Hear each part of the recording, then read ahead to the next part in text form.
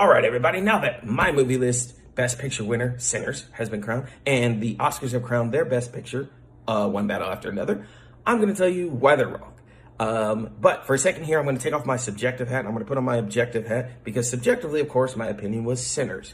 But objectively, from the perspective of the movie business, of what movie did the movie business and the Oscars need to win, and when I think about that and lay aside my own personal opinion about Sinners, the answer is also Sinners. My Lord, has there not been a more obvious Best Picture winner, maybe ever, in the history of the Oscars, and they still managed to drop the ball at the finish line. Now, when we talk about this, let's think about this from the perspective that if you rewind the clock on the Oscars, I guarantee you more often than not, when you look at Best Picture winners, you will be astounded by what didn't win as opposed to what did. That brings me to the 4 reasons why Sinners should have won Best Picture and why the movie business needed to.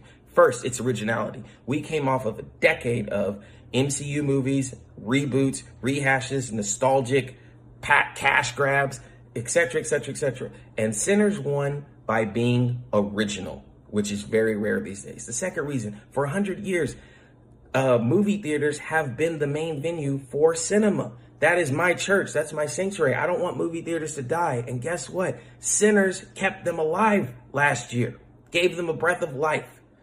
The third reason is cultural excitement. That's what you want. You want people talking about a movie, talking about your movie. There's only one movie that people were talking about unanimously across the board, and that was Sinners once again.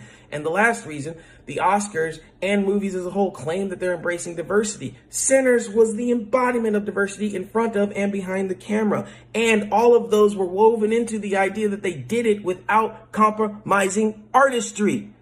That's your Best Picture.